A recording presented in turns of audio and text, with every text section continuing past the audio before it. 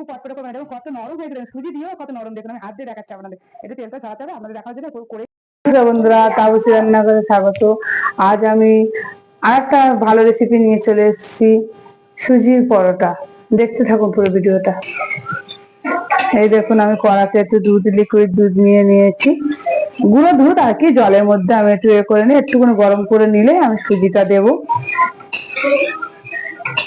দেখুন দুধটি ধোঁয়া বাড়ে গেছে, উষ্ণ উষ্ণ গরম হয়ে গেছে।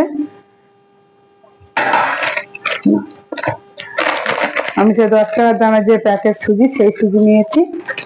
এই সুজি পরোটা খুব সুন্দর হয়। আমি এর মধ্যে সুজিটা আপনারা যতটা করবেন ঠিক ততটা বুঝে সুজিটা দেবেন। আমি দেখুন এই দিয়েছি।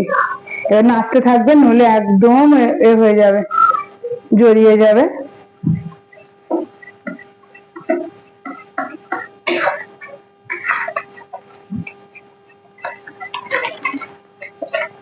একদম আঁচটা কমিয়ে দিয়ে নাড়বেন, নাহলে একদম বসে যায় সুজি সঙ্গে সঙ্গে।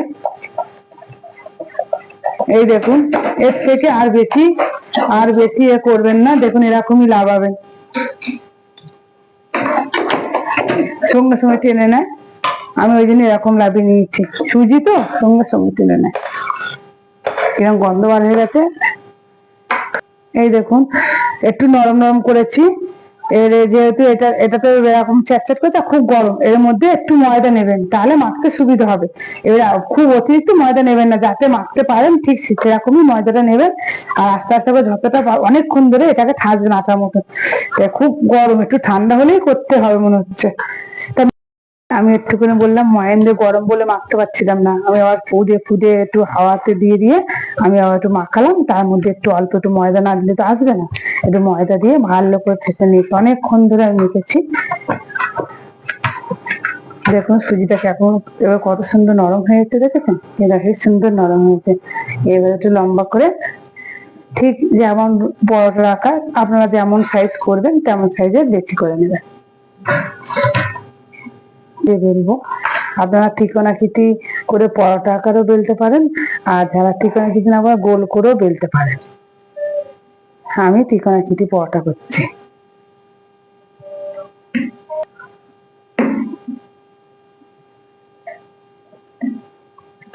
আমি এরকম করে বেলে নিচ্ছি। একটু বড় সাইজ করবেন, ছোট সাইজে ছোট। বেলাটা পুরো আপনাদের উপর নির্ভর, যেমন যারা ত্রিকোণা পারবেন তার রুটির মতন করেও পরোটা করে নেবেন। এই দেখুন, এবারে আটাটা ঢালবেন, কিন্তু খুব গরমে দেবেন না, এটা যেহেতু সুজি মরমরে হয়ে যাবে। এই ফেলে দিলাম তেলের মধ্যে, আর ঠিক অল্প তেলেই ভাজবেন। খুব তেলে ভাজলে কি হয়, পুরো মরমরে হয়ে যাবে, যেহেতু সুজির পরোটা এটা। আর দেখুন আস্তে আস্তে ফুলবে, দেখুন কিনা।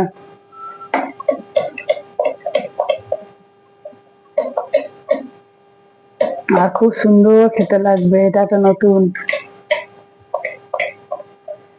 আর অনেকক্ষণ ধরে পুরো ওই যে লাল লাল করে ভাজবেন না, কেন একদম শক্ত হয়ে যাবে, কিন্তু ঠিক সাদাই থাকবে, শুধু কাঁচা ভাব না থাকলেই হবে।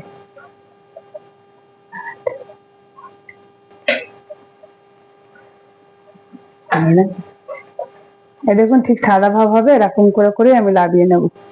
খুব পটপটে করতে যাবেন না, একদম শক্ত হয়ে যাবে, তাহলে নরম হবে না। কেন সুজি জানেন, সুজি কেন শক্ত হয়ে যায়।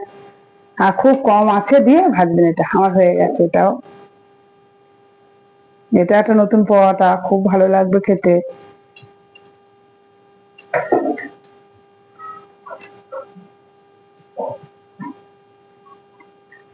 আমি এরকম করে আরো দুটো ভেজে নিচ্ছি। রেডি, দেখেছেন কত সুন্দর, দেখুন। আর খুব পটপটে করবেন না, দেখুন কত নরম হয়েছে, দেখুন সুজি দিয়েও কত নরম। দেখুন আমি হাত দিয়ে দেখাচ্ছি আপনাদের, এটা তেলটা ছড়াতে হবে আপনাদের দেখানোর জন্য করেই দেখাচ্ছি, তাতে তেল রয়েছে। তো দেখুন কত নরম সুজি পটপটে হয়েছে, সেটা কিন্তু হয়নি, খুব ভালো। আর আপনাদের ভালো লাগলে লাইক করবেন, সাবস্ক্রাইবটা করে দেবেন, আর কমেন্ট করে জানাবেন। আপনারা খেয়ে কমেন্ট করবেন কেমন লেগেছে সেটা বলবেন। ধন্যবাদ।